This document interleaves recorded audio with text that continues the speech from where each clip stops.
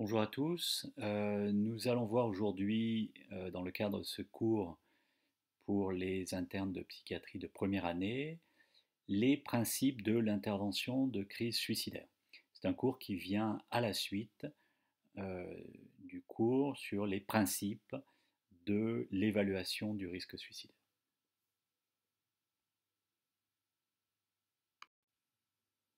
Je n'ai pas de lien d'intérêt à ce jour qui pourrait influencer mon propos. Alors le premier point à souligner, c'est qu'il n'y a pas de consensus clair sur l'intervention de crise suicidaire. La qualité des études a souvent été considérée comme faible, avec des études n'ayant pas les moyens de mettre en évidence un effet, par exemple. Il y a peu de réplication euh, des études, il y a de nombreux risques de biais et une faible puissance statistique. Une étude a même montré que cela conduisait à des différences dans les recommandations officielles sur la prise en charge et l'intervention de crise suicidaire. Gardez en tête que dans de nombreux protocoles thérapeutiques, les patients suicidaires sont exclus, ce qui limite encore plus le nombre d'études disponibles.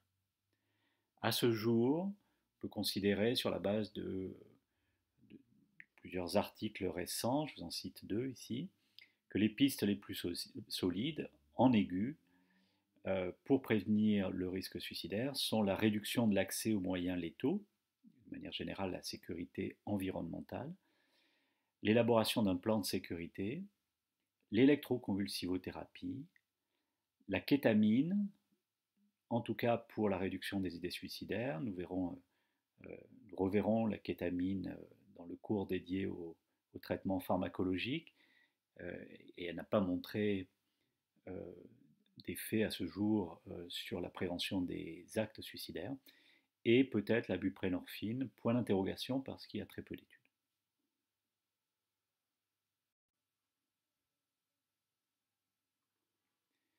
Donc comme je le disais, ce cours vient à la suite du cours sur l'évaluation de crise suicidaire. Donc je vous rappelle sur cette diapositive quelques points que nous avions vus à la fin du cours précédent. Avant de proposer une intervention, il est nécessaire d'avoir fait une évaluation complète. Rappelez-vous que les solutions précoces étouffent, donc attendez d'avoir une évaluation complète.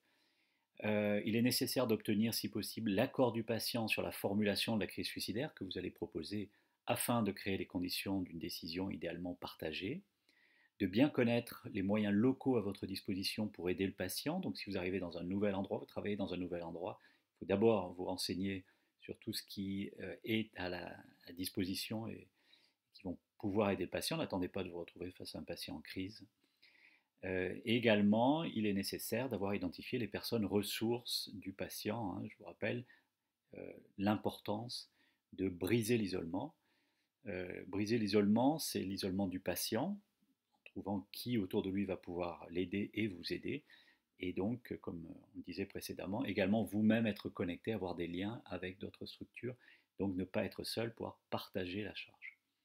L'intervention va viser à mettre en place des structures de protection auprès de la personne suicidaire, à mobiliser l'ensemble des personnes qui peuvent protéger la personne, en gardant en tête que la psychiatrie et la santé mentale ne sont qu'un dispositif parmi d'autres, un dispositif important, mais un dispositif parmi d'autres pour la gestion de cette crise suicidaire.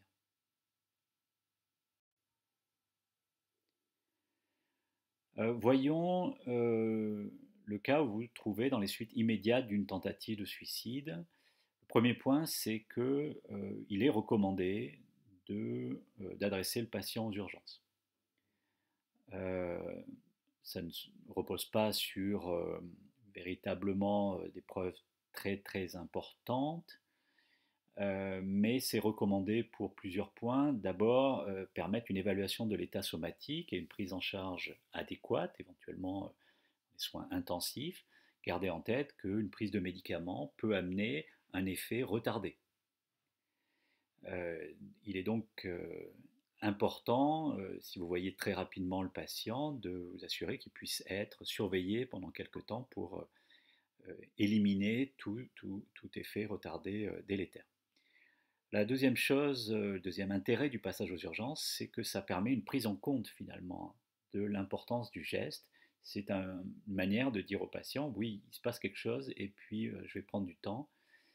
Je ne vais pas imaginer qu'un médecin soit appelé au chevet du patient chez lui, vérifie juste l'aspect somatique et dise demain ça ira mieux, vous inquiétez pas. Vous voyez, ce n'est pas un bon message qui est adressé au patient. Alors, le passage aux urgences, évidemment, est plus lourd aussi, mais conduit à un message bien plus marqué. Troisième élément important, c'est que ça va permettre l'évaluation du risque suicidaire dont nous avons déjà parlé. Et puis, dernièrement, ça permet un engagement du patient dans un suivi. Quelques études qui montrent effectivement qu'être passé à l'hôpital, même brièvement, ça conduit à plus de suivi derrière. Les personnes qui passent à l'acte suicidaire, ce ne sont pas forcément de très bons patients dans le sens où l'adhésion aux soins n'est pas très bonne, on va y revenir. Et, et, euh, et donc augmenter effectivement cette adhésion aux soins, revenir dans le cadre d'un suivi est important. Et le passage aux urgences peut permettre d'améliorer l'engagement dans un suivi. Alors ensuite, selon le tableau clinique, les souhaits du patient et de son entourage et l'offre de soins locale, eh bien, cela va conduire à une prise en charge ambulatoire ou une hospitalisation en unité de crise, même de courte durée, ou une hospitalisation en service de psychiatrie euh, plus générale. Dernier point, en France, désormais, après une tentative de suicide, il faut déclencher le système de veille-vigilance, il faut y penser. Nous reparlerons du système, du dispositif vigilance dans le cours sur la stratégie nationale de prévention du suicide en France. Alors dans tous les cas, lorsque vous êtes face à un patient qui est en crise suicidaire, qu'il ait fait ou non un acte suicidaire, il y a un certain nombre de points à mettre en œuvre. Premier, c'est soustraire les moyens de suicide, on va y revenir.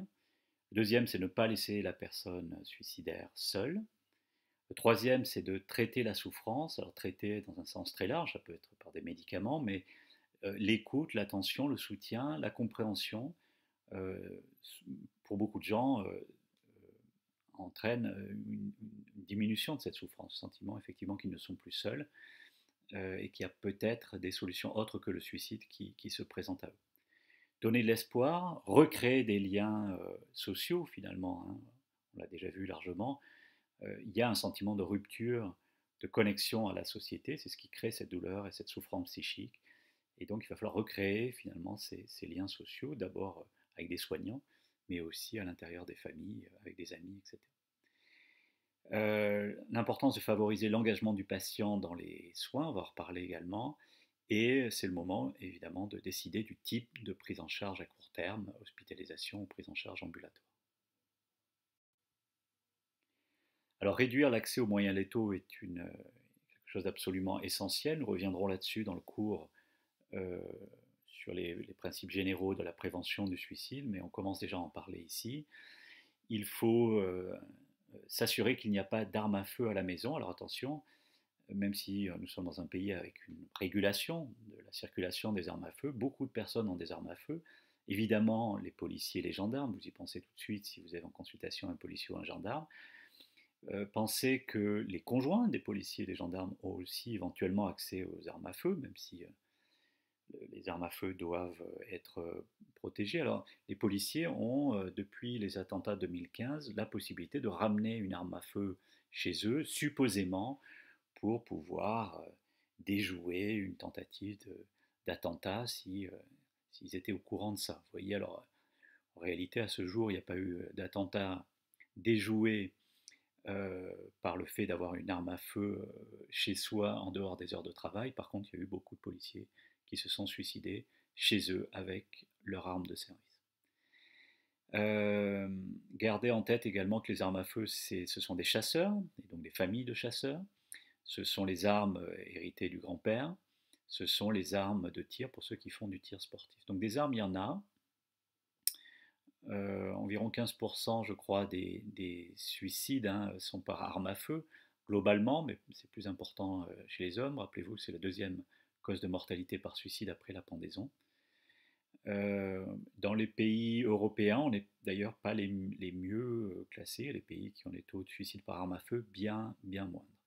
Donc il faut y penser, Et pour cela, vous pouvez faire appel à la police ou à la gendarmerie. Bon, il va falloir être convaincant, mais si vous leur dites qu'effectivement il y a un gros risque de suicide et qu'il serait important qu'ils aillent chercher des armes à feu, vous préférez que ce soit eux plutôt que des gens qui n'y connaissent rien, des voisins ou la famille, avec un risque d'accident secondaire, puis en général ils se déplacent. Pensez à mettre sous clé les médicaments, demandez à l'entourage de rassembler les médicaments, éventuellement de ramener à la pharmacie les médicaments qui ne sont plus utilisés. Soustraire les cordes, euh, les objets tranchants à la maison, hein. Bloquer les ouvertures en hauteur, si la personne habite un appartement en hauteur. Et puis, on va très régulièrement hospitaliser dans l'idée justement de protéger la personne d'elle-même. Alors, si c'est possible, et probablement c'est le cas le plus souvent, les gens sont hospitalisés de manière libre et souvent de courte durée est suffisant pour euh, gérer la crise suicidaire, permettre une évaluation très complète sur le plan psychologique, psychiatrique, somatique, hein, pensez-y, l'importance de l'évaluation et la prise en charge somatique, familiale, sociale, financière, etc., etc. De temps en temps, il faut procéder à une hospitalisation sous contrainte, dans les cas extrêmes seulement. Pensez hein, toujours au traumatisme que cela représente, donc il faut vraiment expliquer, prendre le temps d'expliquer, si la personne est très en colère, pourquoi on est amené à prendre cette décision, et puis il y a toujours une réévaluation à 24 heures. Les nouvelles modalités d'hospitalisation sous contrainte sont plutôt très intéressantes pour ça, parce qu'il est prévu cette réévaluation à court terme, dont l'idée est justement de pouvoir garder quelqu'un à l'hôpital parce qu'on n'a pas toujours tous les éléments pour juger de son état. Donc le garder quelques heures à l'hôpital, quitte à derrière très rapidement lever la contrainte et pouvoir organiser une prise en charge ou en hospitalisation libre ou en ambulatoire. Alors, ceci dit, l'hospitalisation doit faire de votre part l'objet d'un calcul de la balance bénéfice-risque. Comme tout traitement, et souvent on ne le pense pas comme un traitement, mais l'hospitalisation, c'est une modalité thérapeutique. Quand vous prescrivez un médicament, vous réfléchissez aux bénéfices éventuels pour le patient et aux risques, aux effets secondaires. Ça doit être la même chose de toutes les actions thérapeutiques que vous menez. Si vous décidez d'orienter le patient vers tel type de psychothérapie, c'est la même chose. Et la décision d'une hospitalisation est une décision médicale thérapeutique. Et là, vous devez prendre en compte 4 points, à mon avis. Le premier, c'est qu'il n'y a pas d'argument clair dans la littérature scientifique pour un bénéfice de l'hospitalisation en psychiatrie en termes de prévention du suicide. Ça n'a jamais été montré. Alors, ça ne veut pas dire que ça n'est jamais utile. Évidemment, ça peut être utile pour plein de patients, mais globalement, collectivement, il n'y a pas de bénéfice qui ait jamais été montré de l'hospitalisation en termes de prévention du suicide. La deuxième chose sur laquelle on va revenir, c'est qu'il y a des taux élevés de suicide durant et après l'hospitalisation. Donc on hospitalise les gens pour les protéger d'eux-mêmes, or il y a beaucoup de gens qui meurent à l'hôpital par suicide. Ce qui est important, c'est de se dire, est-ce que l'endroit où je vais adresser le patient que je vois, actuellement aux urgences ou en consultation, a pensé la prévention du suicide à l'hôpital? Donc, est-ce qu'il y a eu une réflexion et des actions menées de prévention du suicide à l'hôpital? Et est-ce que c'est le cas donc de la structure où je souhaite adresser mon patient? Vous avez une responsabilité de le savoir quelque part, puis en général vous ne le savez pas. Et la réalité, c'est que beaucoup d'hôpitaux n'ont pas pensé la prévention du suicide, même des hôpitaux qui ont été construits récemment. C'est tout à fait navrant, mais j'ai pu le vérifier personnellement. Donc, finalement, l'hospitalisation, et plusieurs études l'ont montré, ne permet pas, en moyenne, à l'heure actuelle, de rétablir après l'hospitalisation un niveau de risque suicidaire similaire aux personnes souffrant de maladies mentales et qui n'ont pas été hospitalisées. Alors vous allez me dire, oui, mais les patients qui sont hospitalisés avaient peut-être un risque bien plus important, donc on a quand même réduit ce risque. Ok. Ceci dit, on pourrait quand même s'attendre à ce qu'au minimum, après l'hospitalisation, après toute une série de rencontres, de traitements divers et variés, d'informations, d'éducation, etc., le patient qui sort d'hospitalisation a un risque au moins aussi élevé qu'un autre patient, je ne parle pas par rapport à le risque en population générale, mais qu'un autre patient qui n'aurait pas besoin d'être hospitalisés. Eh bien, ça n'est pas le cas.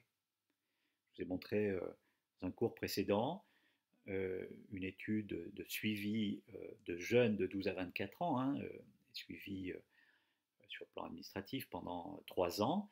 Eh bien, les personnes qui ont été hospitalisées en psychiatrie ont un taux de tentative de suicide et de suicide qui est supérieur, bien supérieur à la population générale de patients sans maladie mentale et sans hospitalisation, mais aussi en comparaison de jeunes qui ont une maladie mentale mais qui n'ont pas eu besoin d'être hospitalisés. Et ceci malgré le fait qu'eux-mêmes sont à risque plus élevé que la population non malade. Troisième point, c'est que l'hospitalisation en psychiatrie reste une décision très stigmatisante pour le patient, que les séjours en psychiatrie, c'est compliqué, on le voit bien régulièrement dans l'attitude des équipes soignantes, il y a une forte infantilisation, un côté très paternaliste à l'hôpital, qui peut se justifier éventuellement pour certains patients à certains moments de leur vie ou de leur maladie, mais pas pour tous. C'est un environnement qui peut ne pas être très accueillant, évidemment, c'est très variable d'une structure à l'autre. Et puis, il y a un manque important de personnel qui fait qu'il y a les soignants n'ont pas beaucoup de temps, malheureusement, à passer avec les patients, et les patients passent beaucoup de temps à ne pas faire grand-chose. Alors, à regarder la télé, à lire s'ils peuvent, s'ils n'ont pas de problème d'attention, de concentration, et à attendre que le temps passe. Est-ce que c'est thérapeutique? C'est pas certain. Quatrième point, on l'a vu à l'occasion d'un cours spécifiquement dédié, la prédiction des actes suicidaires est très mauvaise. Donc vous proposez une hospitalisation avec l'idée qu'il y a un risque que la personne meure, mais en fait votre prédiction, vous le savez bien, n'est pas très très bonne. Il n'est absolument pas certain que la personne va se suicider. Et donc lui imposer un traitement comme une hospitalisation en psychiatrie questionne si cette hospitalisation en psychiatrie est éventuellement iatrogène.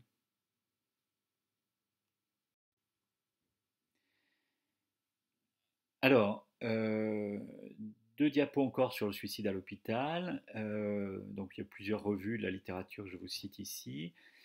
Les taux sont difficiles à calculer. Alors, il y a un article qui parle d'un taux autour de 250 pour 100 000 admissions, mais avec une très grande variabilité. Alors ça fait un taux très très important. Je vous rappelle le taux de suicide population générale en France, 12-13 pour 100 000. La méthode la plus fréquente à l'hôpital, c'est la pendaison, suivie du saut d'une hauteur. Donc il faut y penser, lorsqu'on organise la prévention du suicide à l'hôpital, penser à tous les moyens de se pendre dans une chambre d'hôpital. Et en réalité, il y en a beaucoup. Et également, condamner évidemment tous les accès en hauteur.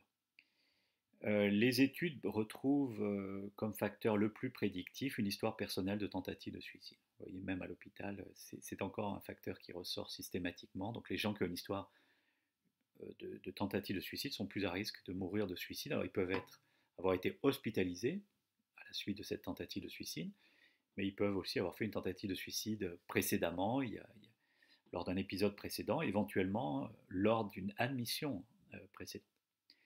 Il semble y avoir des périodes sensibles, début d'hospitalisation, et puis juste après la sortie, on va y revenir. Pensez aussi à l'effet des hospitalisations très longues ou répétées, il y a un effet d'épuisement des patients qui sont dans cette situation. Il n'y a pas d'heure particulière, des études qui disent que les gens se suicidaient plutôt en fin de soirée, au milieu de la nuit, le matin, enfin c'est pas très très clair. Mais il y a un possible effet du personnel réduit, quand même, la nuit ou les week-ends. Quelques processus à risque ont été identifiés, par exemple le manque de communication entre les équipes sur le risque suicidaire, des défauts de soins, et puis les sorties non programmées.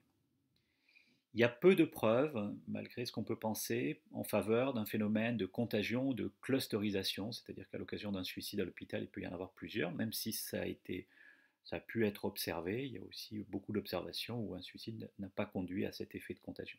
Donc ce que je dis là, c'est qu'il est possible qu'il y ait parfois des effets de contagion. Il ne faudrait pas penser que tous les suicides à l'hôpital résultent d'un effet de contagion. Il y a peu de preuves pour un effet de prévention des structures fermées. Alors ça c'est intéressant parce qu'il Il arrive dans certains endroits, même quand les gens sont en hospitalisation libre, que, supposément pour leur bien, on ferme des portes. Eh bien, il y a plusieurs études qui ont montré que ce n'était pas du tout un effet préventif, des gens qui se suicidaient en structure fermée, et que il y a même quelques études qui montrent que lorsqu'on a décidé de ne plus fermer les portes, il n'y avait pas du tout une augmentation des cas de suicide. Alors ça, c'est très très intéressant. Il y a peut-être même un effet délétère, iatrogène des structures fermées, qui renforce la stigmatisation. Euh, Imaginez les gens qui reçoivent des visites, il faut ouvrir la porte, etc. C'est très très dur à vivre. Et puis quand il y a malheureusement eu un cas de suicide, il faut penser à tout ce qui est mesures de postvention, on en reparlera plus tard, auprès des soignants et des autres patients. Et penser à mettre systématiquement en place une revue de morbidité et mortalité, ce qu'on appelle une RMM. C'est important, c'est un travail particulier mais essentiel pour essayer de comprendre ce qui ne s'est pas bien passé, quelles sont les raisons, et non pas les coupables, mais les motifs, qu'est-ce qui a pas marché, et qu'est-ce qu'on va pouvoir corriger pour éviter des suicides ultérieurs. C'est aussi un moyen de se réunir et de chercher des solutions ensemble. Et ça, c'est très très positif pour le travail, pour les soignants, afin de pouvoir rebondir. On en a déjà un peu parlé, mais cette diapo pour vous rappeler que la période de post-hospitalisation psychiatrique est un moment critique. Vous voyez ici les résultats d'une méta-analyse de 100 études longitudinales. Et dans ces études ont eu lieu pas loin de 18 000 suicides.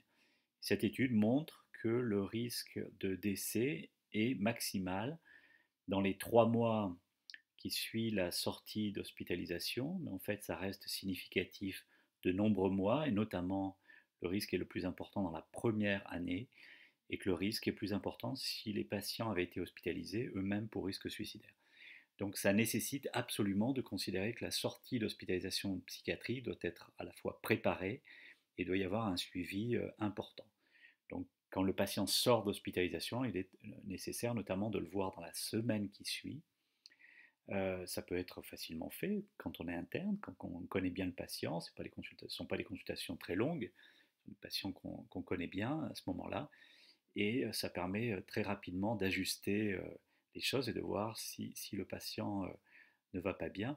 Et ceci même si on organisait un suivi ultérieur avec un autre médecin, ça permet de faire une transition entre l'hospitalisation et le suivi ambulatoire plus doux, vous voyez, donc de bien meilleure qualité. Donc pensez à tout ce qui peut assurer la transition d'une hospitalisation jusqu'à un suivi en ambulatoire. Alors à l'hôpital, la prévention du suicide, ça peut être beaucoup de choses. Alors beaucoup de choses qui n'ont pas été forcément étudiées, savoir si ça réduisait le suicide, c'est un peu compliqué à faire. Ce sont des choses de bon sens. Il faut absolument sécuriser les locaux. Il faut parfois faire des travaux importants, mais il faut bloquer les fenêtres, même si il va y avoir des plaintes. Les gens vont dire on ne peut pas ouvrir, on ne peut pas aérer pour faire le ménage par exemple. Mais c'est important, bloquer les fenêtres, mettre en place du mobilier anti-pendaison, par exemple dans les penderies, sur les poignées de porte, coffrer par exemple les radiateurs quand il y en a. Il y a des dispositifs pour des douches qui évitent de pouvoir accrocher et attacher une corde, etc., etc. Je ne vais pas rentrer dans le détail ici. Le diable est dans les détails. Et il faut faire appel d'ailleurs à l'expérience des soignants qui ont tous une histoire d'un patient qui s'est suicidé, qui pourront dire comment ça s'est passé, et ça permet de, d'organiser la réorganisation, la sécurisation des locaux à l'hôpital. Faire un inventaire complet des affaires à l'entrée et après les permissions, voir s'il n'y aurait pas des moyens suicidaires dans les bagages. Mettre en place des procédures de surveillance, comment on surveille les patients finalement, si on repère un risque suicidaire, comment ça se passe, comment on organise le suivi, comment ça se note, et puis quelles sont les procédures de transmission efficace de l'information sur le risque suicidaire entre les équipes de soins. Il y a des études qui montrent bien que certains suicides ont lieu à l'occasion d'une information sur le risque suicidaire qui avait été repérée mais qui n'a pas été transmise. Donc ça s'est perdu. Rencontrer fréquemment le patient, traiter les troubles du sommeil et de l'anxiété, montrer empathie, écoute et réconfort. On se suicide aussi durant les permissions, donc préparer les permissions, donc ça veut dire voir la famille, sécuriser le domicile, souvent on a oublié de le faire quand on ne suit pas le patient en ambulatoire, quand on l'a adressé à l'hôpital. Oui, mais il ne va pas y rester tout le temps à l'hôpital, donc il faut sécuriser le domicile et ça commence avant les permissions. Et penser aux procédures de retour anticipées, si ça ne se passe pas bien, tout expliquer au patient et à son entourage. Et puis, comme on l'a dit, il y a un pic de suicide dans le mois qui suit les sorties d'hospitalisation. Donc, on prépare les sorties définitives, on donne un rendez-vous dans la semaine, comme je disais. Éventuellement, on met en place un système de rappel téléphonique que peut faire le médecin, l'interne, un infirmier. Par exemple, ça s'est organisé dans ces services, dans certains services comme cela. Donc il y a beaucoup de choses et il y a encore d'autres choses à dire, mais il faut être créatif, penser. C'est pas parce que c'est un hôpital psychiatrique qu'on est protégé. Donc, penser la prévention du suicide à l'hôpital. Alors, quelques critères d'hospitalisation qui sont relativement évidents. Évidemment, on va hospitaliser plus facilement si l'idéation suicidaire est importante, s'il y a un plan.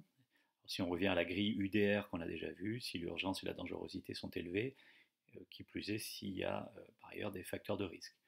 S'il y a une souffrance importante et persistante, un désespoir intense, des idées délirantes et des hallucinations qui ne sont pas contrôlées, des troubles cognitifs majeurs, un manque de contrôle, par exemple une impulsivité ou une consommation d'alcool, de substances, un geste récent éventuellement, des déficits majeurs des capacités d'adaptation au stress, un patient extrêmement fragile par exemple, une absence de soutien social ou au contraire un entourage qui est beaucoup trop fragile pour pouvoir euh, prendre en charge un proche suicidaire ou suicidant, et puis de la part du patient, un refus de prise en charge, une mauvaise compliance, une automédication problématique. Pensez aussi qu'on peut prendre en charge de manière ambulatoire un patient suicidaire. Alors ça ne se fait pas n'importe comment, évidemment, mais il n'y a pas que l'hospitalisation en cas de risque suicidaire. Il faut une certaine expérience avec les patients suicidaires. Ça ne peut se faire que si le patient a un entourage qui est compréhensif, bienveillant et suffisamment solide pour cela, et par ailleurs d'accord pour le faire. Attention hein, aux périodes d'absence, par exemple les vacances. Donc qui est là pour vous remplacer?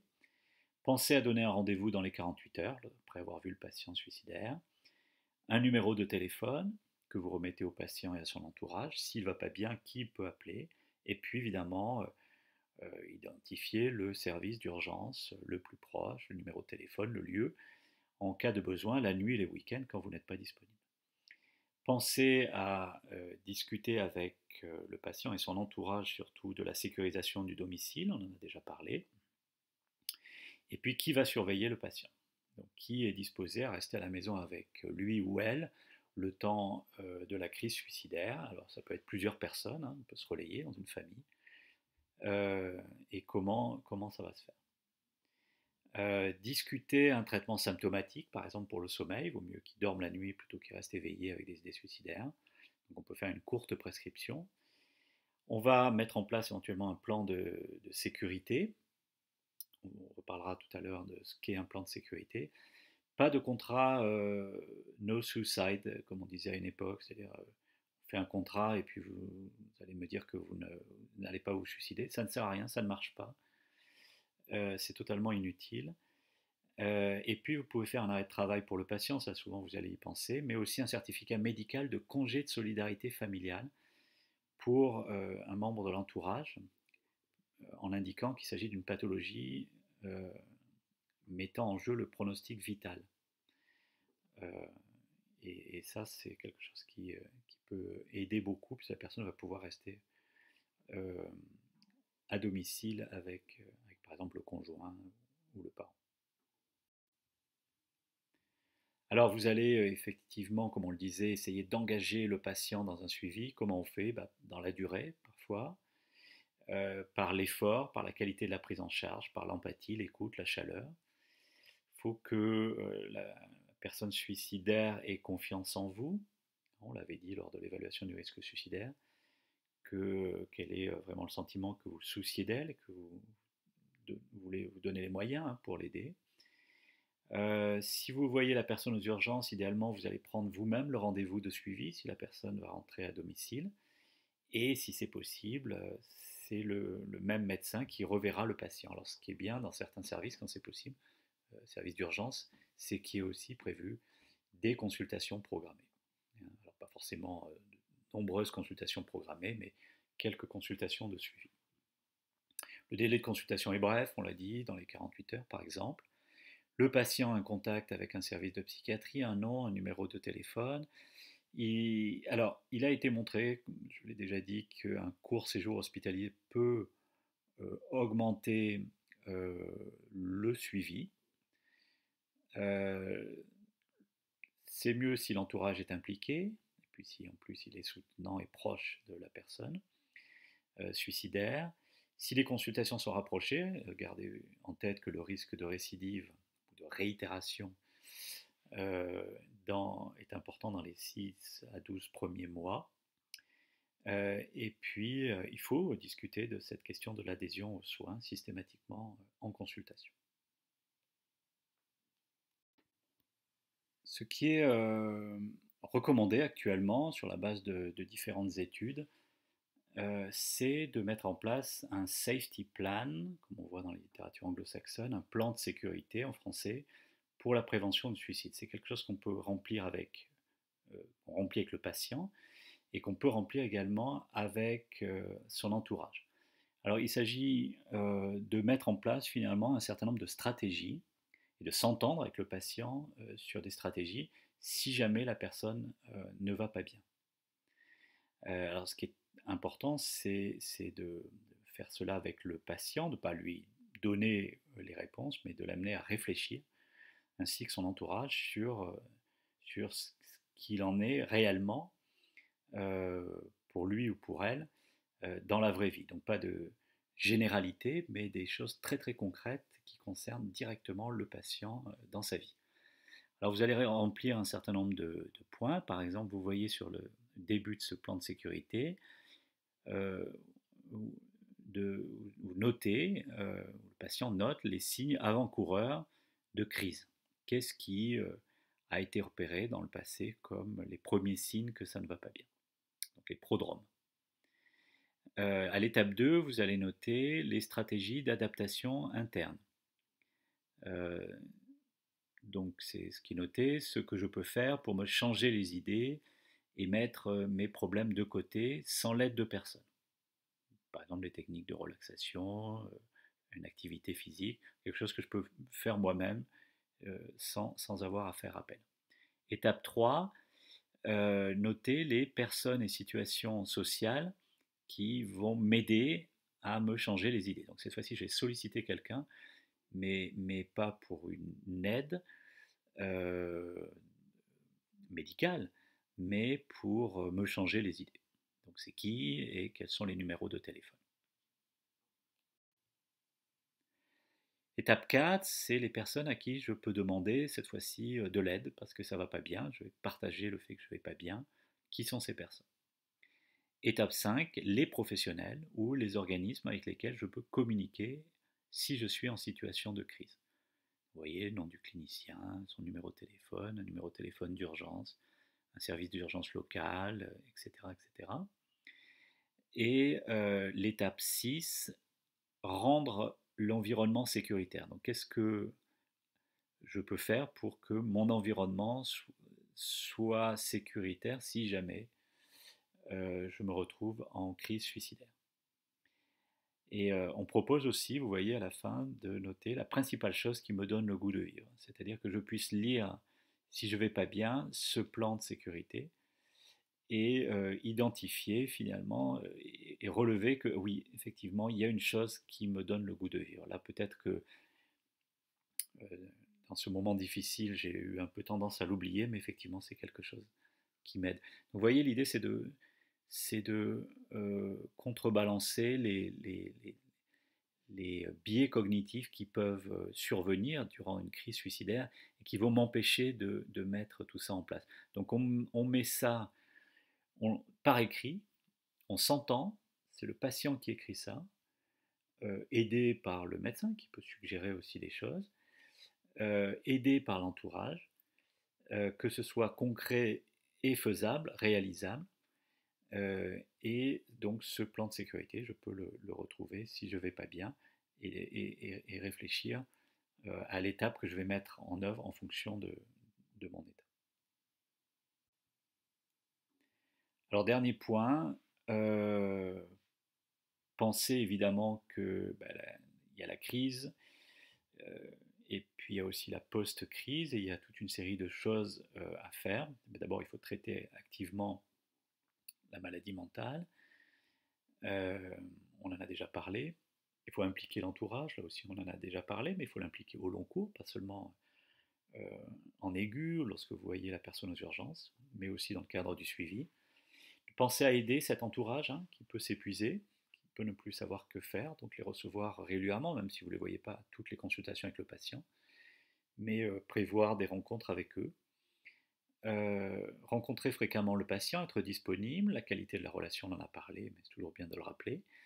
Faire l'éducation du patient et de l'entourage, donc par exemple les précautions vis-à-vis des prescriptions, des armes à feu, le plan de sécurité, on en a parlé.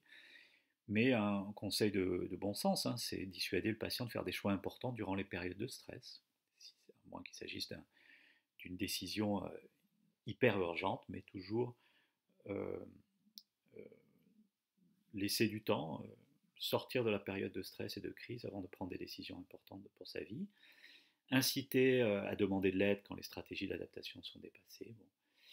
Et puis avoir recours à un réseau médico-social selon les besoins qui vont évoluer. Évidemment, c'est toujours l'idée de faire du lien. Discuter une psychothérapie. Alors, il n'y a pas de psychothérapie qui est clairement montré son intérêt à court terme pour réduire les idées suicidaires. Mais évidemment, la psychothérapie prend tout son intérêt au long cours pour mieux se connaître, pour travailler sur les traits pathologiques de personnalité, ses biais cognitifs, etc., selon les différentes théories, apprendre à gérer le stress, acquérir des compétences sociales. Donc tout ce qui va rendre la personne finalement moins vulnérable. Et donc ce qui va réduire le risque qu'à l'occasion d'aléas de vie ultérieurs, cette personne se retrouve à nouveau en crise suicidaire.